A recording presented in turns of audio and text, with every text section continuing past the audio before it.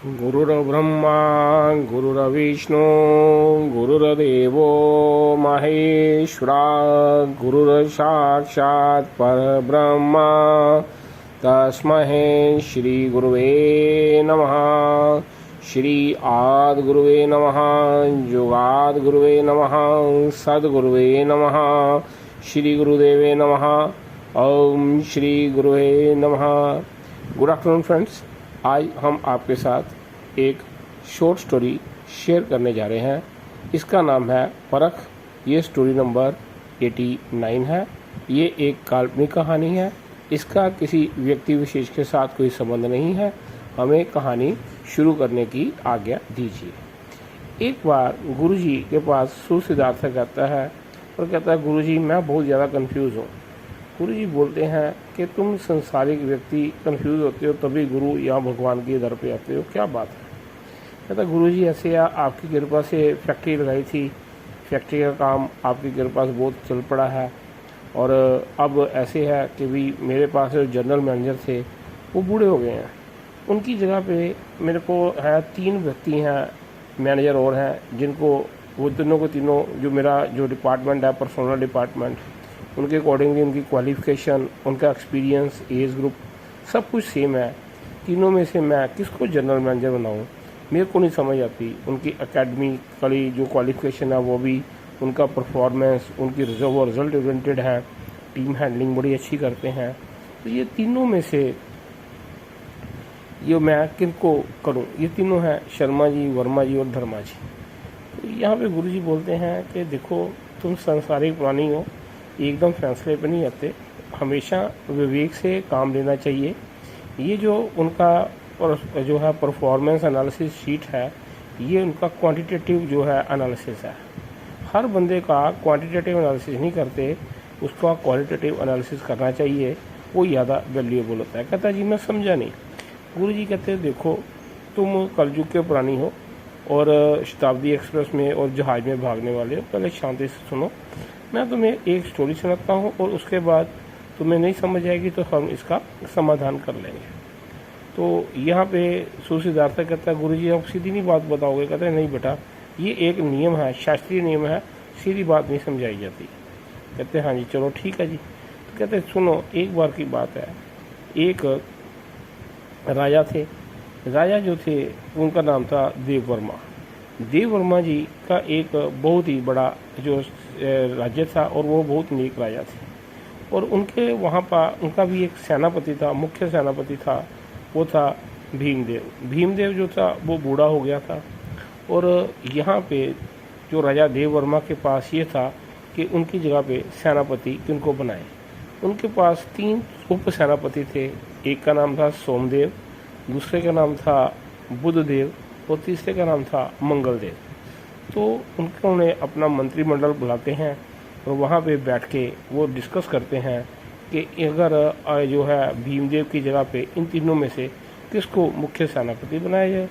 समस्या यही होती है, तीनों बहुत वीर थे, तीनों ने बहुत जंगें जीती थी, तीनों का आर्मी में, सेना में सम्मान था, राज्य में सम्मान था और तीनों जो थे वो राजा के प्रति वो वफादार थे, ऐसा राजा का मानना था। तो मंत्रिमंडल किसी निष्कर्ष पे नहीं पहुंच सकता और वहाँ पे भी जब जो बुद्धि जो है वो हार जाती है तो वहाँ पे गुरु कृपा जो है वो ली जाती है, गुरु की शरण में लाया जाता है। अपने गुरु जो है राजगुरु को बुलाते हैं, राजगुरु के आगे हाथ जोड़ के बोलते हैं कि गुरुदेव आप ही बताइए, मंत्रिमंडल तो किसी नतीजे पे नहीं पहुंचता, इन तीनों में से किसको हम लोग अपना मुख्य सेनापति बनाएं? तीरंदाजी में, धनुर्विद्या में, आर्मी को कमांड करने में तीनों एक से एक बढ़ के हैं, कोई मुकाबला नहीं है। अगर हम लोग एक को छोड़ते हैं दूसरे 2 के साथ न्याय होगा। तो ये आप इसका समाधान कीजिए। तो यहाँ पे जो गुरुजी हैं वो भी वही बोलते हैं कि बेटा जहाँ पे बुद्धि से काम नहीं लिया जाता वहाँ पे आपको विवेक से काम लेना चाहिए। तो तुम पहले मंत्रिमंडल में अपना दिमाग लगाओ। कहते वो हार के ही हम आपके पास आए हैं। तो गुरुजी कहते हैं कोई बात नहीं। तो वो वहाँ पे बेल बजाते हैं तो वहाँ पे एक बहुत ही सुंदर उनकी एक शिष्या आती है और वो कहती है हाँ जी गुरुदेव। कहते हाँ ऐसे है सुंदरी अन्नपूर्णा। कहती हाँ जी आप आदेश दीजिए गुरुजी। कहते ऐसे है कि राजा को भी बोलता है कि आपको पता है कि ये अन्नपूर्णा कौन है। कहते हाँ ये हमारे जो है दरबार की मुख्य नृत्यिका है। कहते नहीं बेटा ये नृत्यिका नहीं है, ये तेरी जो है गुरु बहन है, ये मेरी शिष्य है और ये तुम्हारे गुप्तचर विभाग की मुख्य है। इसे सिर्फ हमने दिखावे के लिए रखा हुआ है कि ये आपके दरबार की नृत्यकी है और अति सुंदर है। अब गुरुजी उसको बोलते हैं कि तुम सोमदेव, बुधदेव और मंगलदेव के पास जाओ। उनको आपने ये बोलना है कि ये राजा जो है इसका वो साथ छोड़ें। पहले उनको बोलो कि वो आपसे विवाह का प्रस्ताव रखे जाओ कि आप उनसे बोलो कि वो आपसे शादी करें, लेकिन उसकी कंडीशन ये है कि अपनी पहली पत्नी को छोड़ें और साथ में राजा के प्रति उनको क्या करना है, दूसरे राजा का साथ देना होगा। तीसरा आप 500 सोने की मोहरें उनके पास लेके जाओ। तो ये वो उनकी जो देवी थी अन्नपूर्णा वो हाथ जोड़ के कहती है गुरुजी जो आपका आदेश है मैं उसका पालन करूँगी। लेकिन वो यही बोलती है कि गुरुजी चाहे राजा हैं इनको भी आपने बताया है कि मैं गुप्तचर विभाग की मुखिया हूँ, ये बात किसी और तक ना पहुँचे। गुरुजी बोलते हैं बेटा ये राजा बाद में है, पहला मेरा आज्ञाकारी शिष्य है, कोई बात नहीं आप जाइए। तो वो सुंदरी जो है अन्नपूर्णा सुंदरी सबसे पहले सोमदेव के पास जाती है। सोमदेव को उनको बुलाते हैं, कहते देवी आपकी सुंदरता की चर्चा तो सारे जो है राज्य में है, ये मेरे बड़े अहोभाग हैं कि आप मेरे घर में आई हैं। कहती आना का मेरा उपलक्ष्य है यहाँ पे। वो कहती है सोमदेव जी आप सुंदर हो, वीर हो, जवान हो, तो मैं ये चाहती हूँ कि मैं आपसे शादी करना चाहती हूँ। लेकिन तो यहाँ पे सोमदेव बोलता है कि आप जैसी सुंदरी से कोई भी शादी करना चाहेगा, लेकिन आपकी शादी की कंडीशन क्या है। कहते सोमदेव जी आपको अपनी पत्नी और बच्चों को छोड़ना पड़ेगा। दूसरा पड़ोसी राजा जो है वो उसके साथ मेरे बड़े अच्छे संबंध हैं और ये जो राजा है अपना राजा इसका जो है हमने नुकसान करना है। वो राजा आपने जो है किले के दरबार खोलने हैं, उसकी सेना आ जाएगी और वहाँ पे आप मुख्य सेनापति बनेंगे। तीसरी बात ये है कि अगर आपको ये चीज़ें अच्छी लगती हैं तो ये नजराने के रूप में मैं 500 सोने की मोहरें लाई हूँ। अगर आपको मेरा प्रस्ताव मंजूर है तो आप बताइए। सोमदेव जी पहले उनका कुछ खाने पीने का इंतजाम करते हैं, फिर उनके आगे हाथ जोड़ते हैं। कहते देवी आप जिससे भी शादी करोगी वो बहुत सौभाग्यशाली होगा, लेकिन ऐसा है सोमदेव जी बोलते हैं कि मेरी जो पत्नी है उसके प्रति मेरा धर्म ये है कि उसका मैं कभी भी साथ न छोड़ूं और मैं अपने बच्चों को नहीं छोड़ सकता। ठीक है आप सुंदर होंगी, अति सुंदर हैं, वो आपकी सुंदरता आपको मुबारक। दूसरी बात ये है कि मैं एक तुच्छ व्यक्ति था, राजा ने मेरे पे कृपा की और मेरे को एक आम से व्यक्ति को उन्होंने इतना सम्मान दिया कि उन्होंने मेरे को उप सेनापति बना दिया है। तो मरते समय मैं क्या, मेरी आने वाली 7 पुश्तें भी राजा के प्रति गद्दारी नहीं करेंगी। तीसरा ये आप 500 स्वर्ण मुद्रा लाई हो, ये 500 स्वर्ण मुद्रा क्या है, 50,000 स्वर्ण मुद्रा भी हो अगर मेरे पास हो तो मेरे लिए ये अमूल्य है, क्योंकि इनके लिए मेरे को अपना जो है क्या कहते हैं करैक्टर जो है वो ख़राब करना पड़ेगा और मैं अपनी ईमानदारी की कीमत जो है 500 मोहरें क्या है, अगर पूरा खजाना भी मिले तो मैं नहीं दूंगा। लेकिन आपसे मेरी ये प्रार्थना है कि आप हमारे राजा के प्रति आप वफादार रहें और जो दूसरा शत्रु राजा है और उसके बारे में आप मेरे को बताओ, उसके किसी व्यक्ति को बताओ, हम उसके हमला करने से पहले उसके ऊपर हम हमला कर देंगे। लेकिन आपका मैं आदर करता हूँ, ये बात मेरे में और आप में रहे। अगर हमारे राजा जी को पता लगेगी तो उनका मन दुखी होगा। तो यहाँ पे अन्नपूर्णा उसको प्रणाम करके कहती है ठीक है जैसे आपकी मर्जी। इसके बाद वो दूसरे उप सेनापति मंगलदेव के पास जाती है। मंगलदेव को बोलती है कि मंगलदेव जी ऐसे है, कहते आप कैसे आए, आप तो अति सुंदर हो, आपके तो दर्शन के लिए हम लोग पागल होते हैं। कहती है चलो ठीक है, लेकिन आज मैं आपके पास आई हूँ, फरियादी बन के आई हूँ। कहते हैं आप बताइए, हुक्म करिए।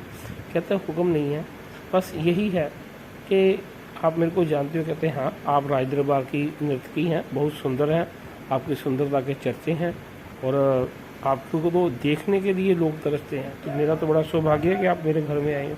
कहती मैं आई हूँ, मैं आपके साथ एक बात करनी चाहती हूँ कि ऐसे है कि मैं आपसे शादी करना चाहती हूँ। कहता ये बड़े सौभाग्य की बात है। कहते इसके लिए आपको अपनी पत्नी और बच्चों को छोड़ना पड़ेगा, मेरी ये कंडीशन है। दूसरा ये है कि दूसरा पड़ोसी राजा जो है उसकी सेना हमारे राजा के ऊपर हमला करेंगी। आपने जो किले का दरवाज़ा उनकी सेना के लिए खोल देना है चुपके से, और उसके बाद जब इसको राजा को पकड़ के मार देंगे तो आपको मुख्य सेनापति जो है वो बना दिया जाएगा, तो मैं आपके साथ पत्नी बन के रहूँगी। आपको ये चीज़ें मंजूर है? तो ये 500 सोने की मोहरें इस राजा ने नहीं, उस राजा ने आपको निजराने के रूप में दी हैं। तो आप का फैसला आपके ऊपर है। यहाँ पे जो मंगल देव था वो बोलता है अपनी बीवी और बच्चों को मैं छोड़ दूँगा, क्योंकि आपके जैसी सुंदरी दोबारा कभी नहीं मिलेगी। यहाँ तक तो ठीक है, 500 सोने की मोहरें भी मैं ले लूँगा, लेकिन मैं अपने राजा के प्रति जो है वफादार हूँ, तो उसके प्रति ये नहीं करूँगा। हाँ, दरवाज़ा नहीं खोलूँगा, लेकिन उनको अपनी सेना के कुछ रहस्य बता दूँगा। मैं उनको बता दूँगा कि जहाँ पे जिस तरह से उन्होंने हमला करना है उसका मैं अपनी सेना का कुछ उनको मैप दे दूँगा, लेकिन दरवाज़ा नहीं खोलूँगा। तो आप ठीक है, मैं रेडी हूँ, मैं अपनी पत्नी को छोड़ देता हूँ, तो आप जब बोलोगी तो कहती ठीक है। और ये 500 सोने की मोहरें कहते हाँ ये मैं रख लेता हूँ। तो यहाँ पे मंगल देव जो है उससे भी वो जो है अन्नपूर्णा अब जाती है बुध देव के पास। बुध देव उनको देखते ही नाचने लग जाता है। कहते आप जैसी अति सुंदरी नृत्यिका हमारे घर में आई हो, कमाल है।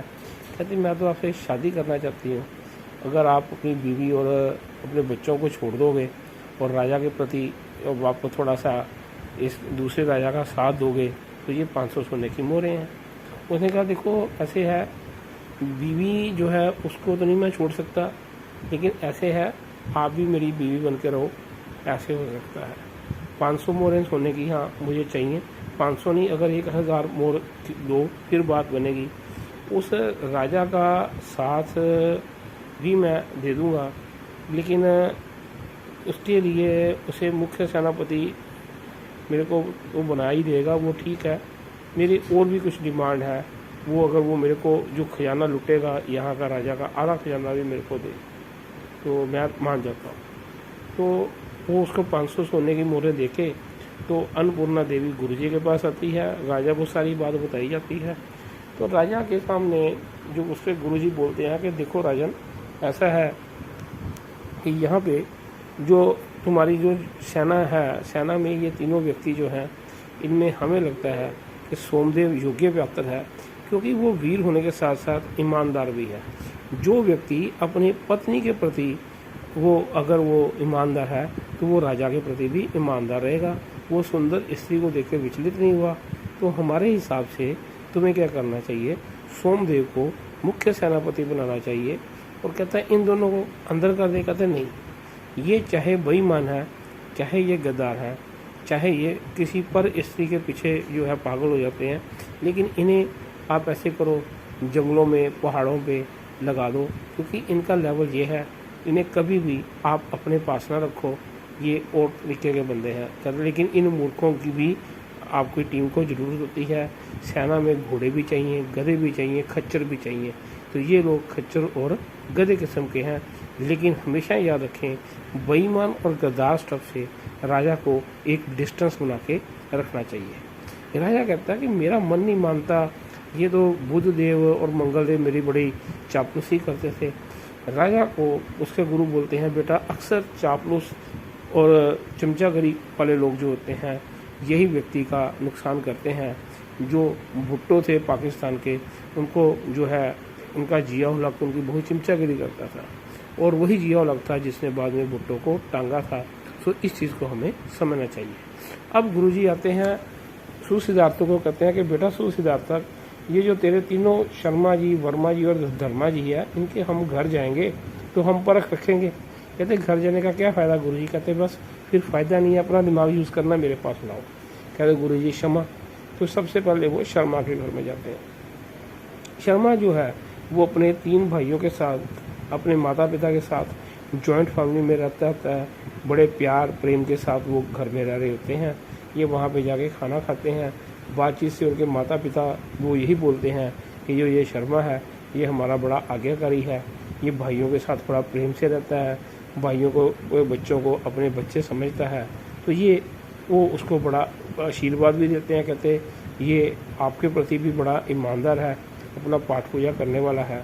तो शर्मा के घर से गुरुजी और सिद्धार्थक निकल के जाते हैं वर्मा के घर में। जो वर्मा के घर में जो होता है तो कहते हैं कि वर्मा जी आप, कहते हैं जी मेरे तो ऐसे है कि मेरे माँ बाप जो है मेरे से प्यार नहीं करते थे, ये तो मेरी पत्नी ने मेरी आंखें खोल दी कि वर्मा तुम्हारे माता पिता तुम्हें प्यार नहीं करते, तुम्हारे भाई बहनों को प्यार करते हैं, मेरी तो पत्नी ही मेरा सब कुछ है।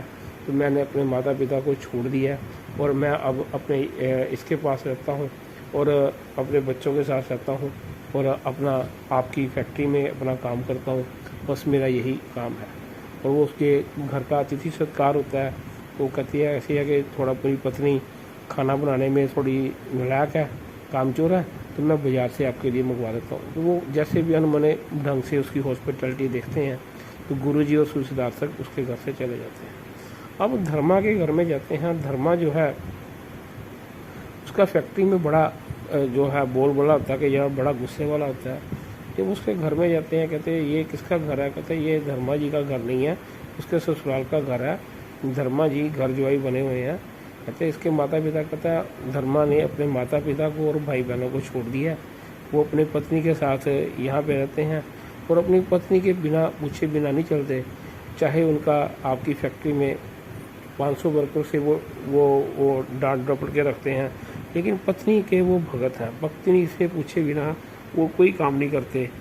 तो यहाँ पे वो अब गुरुजी आ जाते हैं, कहते देख सिद्धार्थक ऐसे है, जो धर्मा है वो तुम उसे जनरल मैनेजर बनाओगे, 3000 बंदों को कंट्रोल करेगा, जिसका अपने घर पे कंट्रोल नहीं है, जो अपने पत्नी के इशारे पे नाचता है, ऐसा मूर्ख जो है वो तुम्हारी फैक्ट्री को क्या संभालेगा। दूसरे नंबर पे वर्मा जो है वो अपने भाई बहन और माँ बाप का सगा नहीं है। तो इसका मतलब ये है कि उसमें जो है टीम स्पिरिट नहीं है और उसमें आर्ट ऑफ शेयरिंग नहीं है। इसलिए वो कहता है मैं, मेरी पत्नी और मेरा बच्चे। तो कहता है ऐसा व्यक्ति जो है चाहे उसकी क्वालिफिकेशन जो भी हो, उसकी जो करैक्टर जो है वो मेरे को तो सही नहीं लगा। तीसरे नंबर पे जो शर्मा है वो अपने घर में भी रह रहा है, माता पिता भी उसके खुश हैं, इज्जत मान करता है, भाइयों को साथ लेके जा रहा है। जो घर में, जिसके घर में राम राज्य है, वो अगर आपकी कंपनी का हेड बनेगा, जनरल मैनेजर बनेगा, तो वो यहाँ पे भी हेड लगाएगा। तो ये परख होनी चाहिए। तो यहाँ पे गुरुजी जो है सिद्धार्थों को आशीर्वाद देते हैं, कहते बेटा मेरे हिसाब से तुम्हें शर्मा को जनरल मैनेजर बनाना चाहिए और ये जो धर्मा है ऐसे बंदों को तुम्हें अपनी फैक्ट्री से निकाल देना चाहिए, क्योंकि ये व्यक्ति जो है ये मीर जाफ़र टाइप के व्यक्ति होते हैं। कहते हैं मीर जाफ़र क्या कहते हैं, जो भी गद्दार किस्म का डीएनए का बंदा होता है, जो भाई का गद्दार होगा, बाप का गद्दार होगा, किसी फैक्ट्री में रहता है उसका गद्दार होगा, मालिक का गद्दार होगा, कहते हैं ये मीर जाफ़र लोग जो होते हैं इनसे दूरी बना के रखनी चाहिए बेटा। और हमेशा जो व्यक्ति अपने गुरु और बड़ों का आदर करता है, उनके आगे ज़रूरत से ज़्यादा चालाकी नहीं करता, उसे ज्ञान मिलता है। जैसे राजा ने अपना सेनापति की परख की, ऐसे ही तुम परख करो और हमें इसे अपने जीवन में ये पारखी नज़र जो है उसे ज़रूर करना चाहिए। हम लोग जब सब्ज़ी खरीदते हैं तो टिंडे गोभी और या फ्रूट खरीद रहे हैं उस पर तो हम छांटते हैं, लेकिन जब हम क्या करते हैं अपने विशेष लोगों को सिलेक्ट करना होता है, वहाँ पे गलती कर देते हैं और यही इनमें से मीर जाफ़र लोग बाद में हमारी पीठ में खंजर लगाते हैं। तो ये खंजर लगने से हम समझते हैं हमारा भाग्य नहीं, हमारा दिमाग ख़राब होता है, क्योंकि हमारे सिलेक्शन के आर्ट सही नहीं है। गुरुजी आशीर्वाद देते हैं, होपिंग ये स्टोरी किसी भाई बहन के काम आएगी और जब भी आप कोई काम करोगे तो आप भी अपना परख को जरूर जो है रखोगे ध्यान में, पारखी नज़र आपकी हेल्पफुल होगी। ईश्वर ने आपको दिमाग दिया है, आशा करते हैं उसका सभी